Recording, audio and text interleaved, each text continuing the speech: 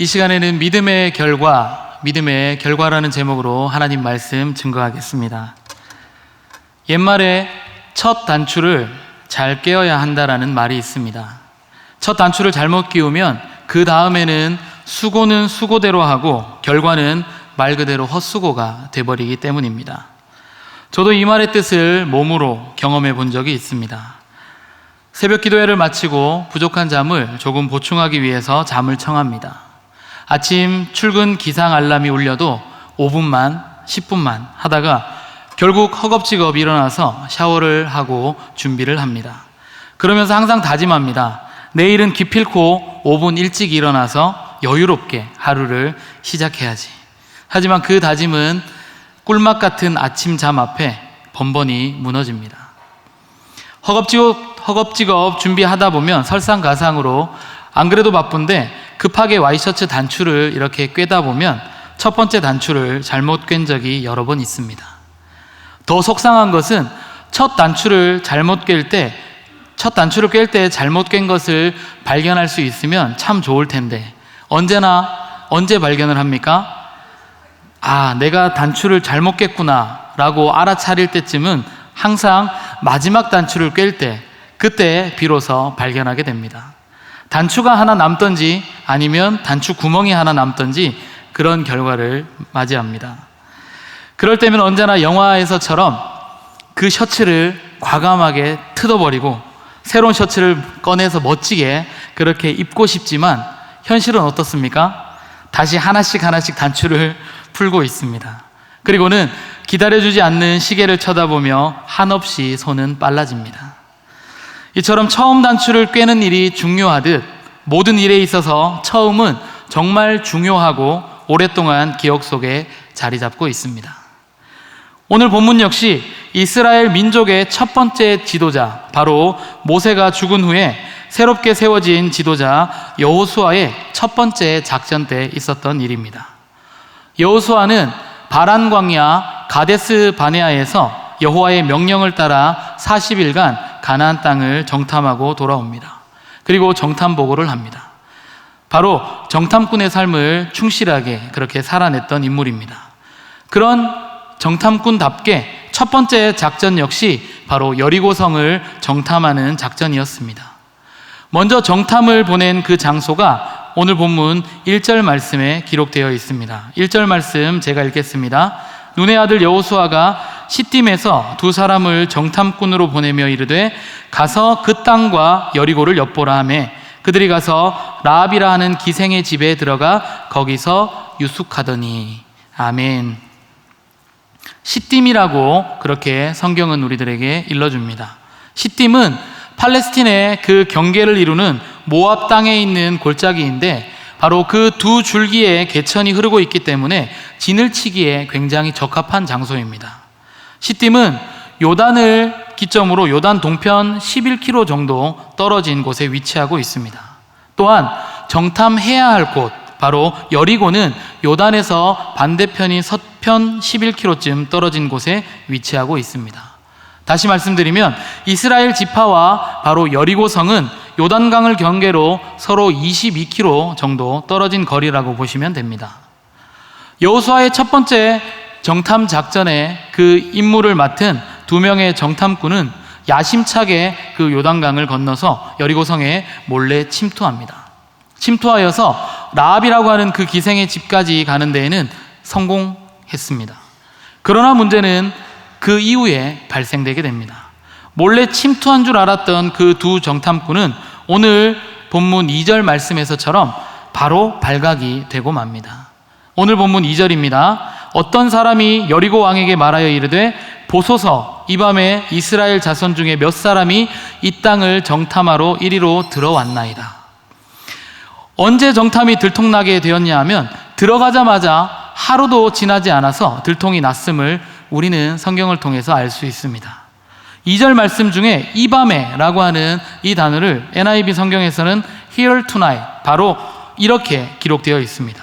쉽게 말해서 들어가자마자 하루도 채 지나지 않아서 바로 들통이 났다라는 이야기입니다. 저는 이 본문을 보면서 두 정탐꾼이 얼마나 허술하게 침투를 했으면 들어가자마자 들통이 날까 생각해 보았습니다.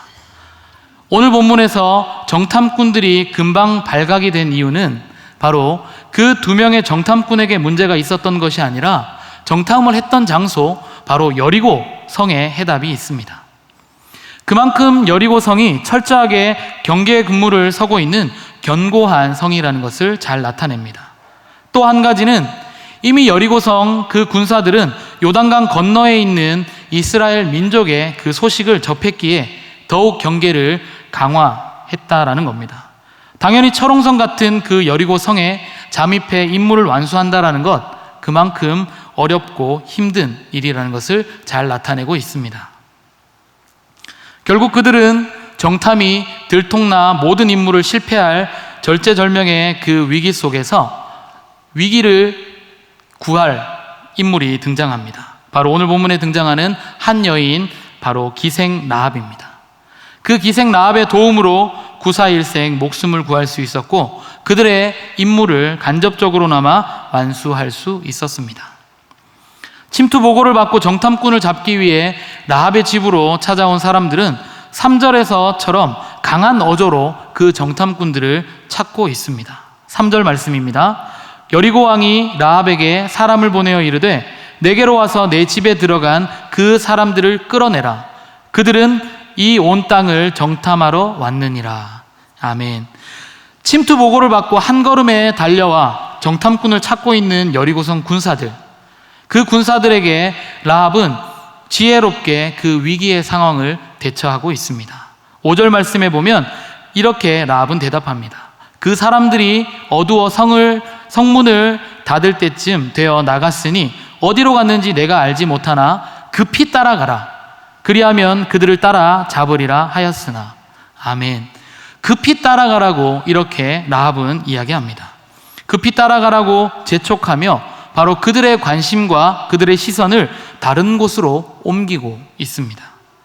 한시가 급한 군사들은 라합의 집을 수색해 볼 겨를도 없이 그들의 걸음을 옮겨 정탐꾼들을 구해 주었습니다. 이 말씀을 읽으면서 이런 질문이 들었습니다. 그렇다면 왜 라합은 처음 본 그 정탐꾼들을 자신의 목숨도 보장받지 못하는 그러한 상황 속에서 그들을 구해 주었을까? 어찌 보면 자신의 나라를 침략하기 위해서 정탐해온 그 정탐꾼들을 도와주면 훗날 민족의 반역자로 역사에 남을 수도 있었을 텐데 라합은 무슨 이유로 그들을 구해 주었을까요? 오늘 본문 9절과 10절 말씀입니다. 이 2절은 우리가 함께 한 목소리로 읽기를 원합니다. 9절과 10절 말씀입니다. 여호와께서 이 땅을 너희에게 주신 줄을 내가 아노라. 우리가 너희를 심히 두려워하고 이 땅 주민들이 다 너희 앞에서 간담이 농나니 이는 너희가 애굽에서 나올 때에 여호와께서 너희 앞에서 홍해 물을 마르게 하신 일과 너희가 요단 저쪽에 있는 아모리 사람의 두 왕 시혼과 옥에게 행한 일, 곧 그들을 전멸시킨 일들을 우리가 들었음이니라. 아멘. 그 여리고성에 살고 있는 가나안인들 역시 이스라엘의 출애굽과 또 그 이스라엘 백성들의 광야 여정, 그리고 요단 동편 아모리 족속의 정벌 사건 등을 통해 이스라엘 사람들의 그들이 믿고 있는 민족신이 능력이 탁월한 신이라는 정도는 알 수 있었을 것입니다. 그 정도만 알 뿐 그 하나님이 스스로 영원토록 계시는 인격적으로 유일하신, 그리고 민족의 해방을 통해서 구원해 내실 여호와라는 것까지는 여리고성 주민들은 미처 알지 못했다라는 겁니다. 하지만 이방 여인 기생 라합은 단순히 여러 신들 중에 조금은 탁월한 능력을 가진 이스라엘의 민족신으로 알고 있었던 것이 아니라 11절 말씀처럼 하나님 여호와는 위로는 하늘에서도 아래로는 땅에서도 하나님이시니라, 이런 고백을 하게 됩니다. 그렇게 전능하시고 유일하신 하나님을 이미 알고 믿고 있었다라는 사실입니다. 라합은 말 그대로 천한 신분의 기생입니다. 그러하기에 그 직업적인 특성을 살펴보면 그 집에 드나드는 수많은 사람들을 통하여서 지금 일어나고 있는 바로 수많은 사건 사고의 소식들을 발빠르게 접하였을 겁니다. 히브리 민족이 애굽을 탈출하여 마른 땅과 같이 홍해를 건넜다라는 그런 일들, 그리고 황량한 사막과 같은 그 광야에서 40년 동안 먹고 입고 마시며 생활했다라는 그러한 이야기들, 아모리 사람의 두 왕 바로 시혼과 옥에게 행한 일, 곧 그들을 전멸시킨 일들을 라합의 그 집을 드나드는 수많은 사람들을 통하여서 지속적으로 반복적으로 들었다라는 겁니다. 듣다 보니 알게 되었고, 알게 되니 믿음이 생겼다라는 겁니다. 우리가 너무 잘 아는 말씀, 로마서 10장 17절 말씀에 믿음은 들음에서 나며 들음은 그리스도의 말씀으로 말미암았느니라. 아멘. 라합에게 생긴 이 믿음, 결국 듣는 가운데 들음에서 비롯되었음을 발견할 수 있습니다. 사랑하는 여러분, 가장 먼저 우리 역시도 들을 귀를 가지고 듣기를 간절히 소망합니다. 믿음이라는 그 본론으로 가기 위해서는 우리가 선행해야 할 서로는 바로 들음이라는 겁니다. 세상의 수많은 소리와 소문에 귀 기울이기보다는 하나님의 말씀에 귀 기울일 수 있기를 주님의 이름으로 간절히 축복합니다. 이방 여인이었던 라합, 그 라합은 전하여 들은 이스라엘 민족의 역사 이야기만으로도 믿음이 생겼습니다. 여호와 하나님을 상천하지의 하나님으로 그런 고백할 수 있는 그러한 온전한 믿음이 생겼다라는 겁니다. 그런데 우리는 전하여 들은 이야기가 아니라 지금도 친히 하나님의 생명 말씀으로 정확하게, 명확하게 우리 귀에 들려주시는 그 하나님의 말씀을 듣고 있음에도 불구하고 왜 이렇게도 믿음이 생겨지지 않을까요? 교회 안에서 근거 없는 소문은 대충 한 번만 듣고도 그렇게도 확신하며 믿으면서 왜 하나님의 말씀은 수없이 들으면서도 믿지 못하는 것일까요? 그 이유는 우리 모두는 듣고 싶은 이야기만 듣고 또한 새겨 듣지 않기 때문입니다. 어느 교회 목사님께서 평소에 교회 소식을 늘 전하시면 그 전하고 난 후에 자꾸 똑같은 질문을 하시는 성도님들이 너무 많아서 하루는 교회 소식을 시작하시면서 이렇게 질문하셨다라고 합니다. 사랑하는 성도 여러분, 이스라엘 백성들이 모세를 따라 출애굽하였습니다. 그런데 모든 이스라엘 백성들이 출애굽한 것은 아닙니다. 그 중에서 출애굽하지 못한 이스라엘 백성들도 있었습니다. 그 이유가 무엇인지 혹시 아십니까? 광고 시간에 이렇게 서두를 던지셨습니다. 그러면서 답을 하셨는데 그 이유는 광고를 제대로 듣지 못해서라고 이렇게 목사님께서 말씀하셨다라고 합니다.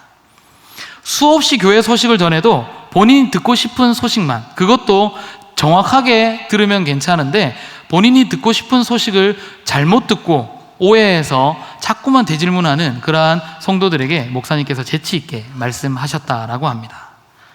우리도 제가 설교 후에 담임 목사님께서 교회 소식을 전해주실 텐데 모두 경청하셔서 반드시 출애굽하시기를 간절히 축복합니다. 사랑하는 여러분, 하나님은 수도 없이 하나님의 뜻이 이것이다 늘 말씀하고 계십니다. 그럼에도 불구하고 우리는 듣고 싶은, 즉 잘 먹고 잘 사는 이야기만 들으려고 합니다. 예수 믿고 부자 되는 것, 예수 믿고 건강하는 것, 예수 믿고 이 땅에서 행복하게 살기만을 원하며 그런 이야기들만 듣기를 원합니다. 부자 되고 건강하게 살고 행복하게 사는 것, 그것이 나쁘다라는 이야기가 아닙니다. 그 이전에 우리는 먼저 하나님의 나라와 하나님의 의를 위해서 우리가 살아내야 할 그러한 이야기들을 우리는 분별해서 들어야 한다는 겁니다. 믿음의 조상들이 자신의 삶을 위하여 살아가기보다는 바로 그 하나님의 나라와 하나님의 뜻을 지켜내기 위해서 피땀 흘려 투쟁하며 지켜냈던 그 믿음의 이야기들, 그 이야기들을 우리가 들을 수 있기를 주님의 이름으로 간절히 축복합니다.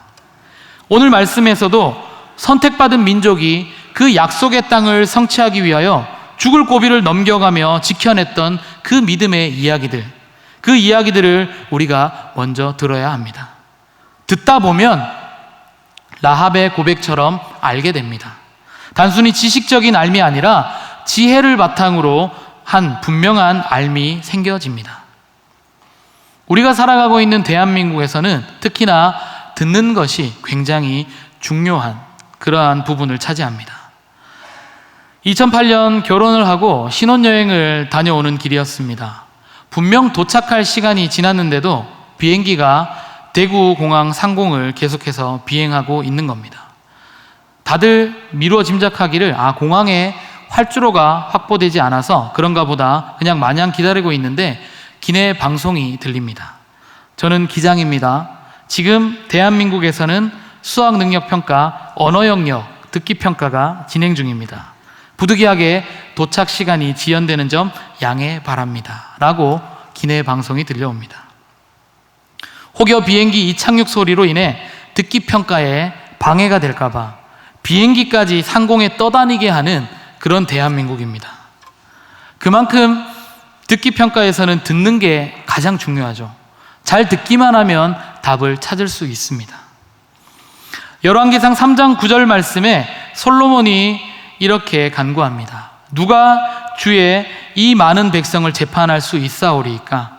듣는 마음을 종에게 주사 주의 백성을 재판하여 선악을 분별하게 하옵소서. 아멘. 선악을 분별하게 하는 지혜, 그 지혜는 바로 듣는 마음에서 시작됨을 솔로몬은 우리에게 교훈하고 있습니다. 결국 듣는 마음을 통하여 솔로몬은 지혜를 얻게 되고 그 지혜로 말미암아 영화까지 누리게 되었습니다. 오늘 본문의 라합은 전에 들은 그 이야기들을 통해 하나님이 단순히 이방 여러 신들 중에 그냥 하나가 아닌 위로는 하늘에서도 아래에서는 땅에서도 유일하신 하나님이심을 고백할 수 있었습니다. 전에 들었기에 이스라엘 하나님이 이 여리고성을 이스라엘 민족에게 주실 것이라는 것을 반복적으로 듣다 보니까 알게 되었습니다. 알게 되고 나니 믿게 되었습니다. 그래서 라합은 그 믿음을 바탕으로 위기에 처한 정탐꾼들을 살려낼 수 있었습니다. 이처럼 분명한 믿음은 그 정탐꾼을 찾으러 온 여리고성의 군사와 같은 세상 사람들을 신뢰하지 않습니다. 그들의 손에 자신의 삶을 맡기지 않습니다. 오히려 여리고성을 이스라엘 민족 손에 넘겨주실 상천하지의 그 하나님만을 신뢰하고 있다는 겁니다. 그 강한 손과 펴신 팔을 의심하지 않고 그 능력의 손으로 구원하실 것을 믿었다라는 겁니다. 우리들 역시 솔로몬이 구한 바로 듣는 마음을 구하고 하나님의 말씀을 분명히 듣고 새겨 들을 수 있기를 주님의 이름으로 간절히 축복합니다. 듣다 보면 반드시 우리 속에 하나님의 선물인 믿음을 허락하실 줄로 믿습니다. 에베소서 2장 8절의 말씀, 은혜에 의하여 믿음으로 말미암아 구원을 받았다라고 성경은 기록합니다. 이것은 우리에게서 난 것이 아니라 하나님의 선물이다라고 말씀하십니다. 바로 믿음, 바로 하나님의 선물, 하나님의 영역이라는 겁니다. 우리가 듣다 보면 우리 마음속에 깨달음이 찾아오고 그 깨달음 속에 하나님께서 믿음이라고 하는 선물을 주신다라는 겁니다. 이것이 바로 우리 인생의 본론입니다. 라합의 삶을 되짚어 보기를 원합니다. 수없이 듣는 중에 하나님을 알게 되었고 알게 되다 보니 하나님을 믿게 되었습니다. 하나님만을 믿고 그의 삶이 끝난 것이 아니라 오늘 본문 이후에 나와 있는 그 기록들처럼 이스라엘 민족이 여리고성을 침략했을 때 라합뿐만이 아니라 그 라합의 부모와 라합의 남녀 형제와 속한 모든 사람들이 생명을 선물로 받게 되었습니다. 우리 역시 라합과 같이 이 시간 나에게 들려주시는 그 하나님의 생명 말씀을 분명히 새겨 듣고 다 알 수는 없지만 조금씩 하나님을 알아가며 허락된 그 선물과도 같은 그 믿음으로 삶을 살아내기를 주님의 이름으로 간절히 축복합니다. 믿음의 삶은 천상천하 유아 독존을 말하지 않고 상천하지의 하나님만을 고백하게 될 줄로 믿습니다. 여러분들의 그 믿음의 삶은 결국 여러분들 자신뿐만이 아니라 여러분들의 부모님과 형제, 자매, 나아가 모든 이웃을 구원으로 인도하여 하나님의 나라를 그렇게 이 땅 가운데 세워가게 될 줄로 믿습니다. 이런 아름다운 결과, 이런 아름다운 결론을 다 만들어 가시는 저와 여러분들의 삶이 되시기를 주님의 이름으로 간절히 축복합니다.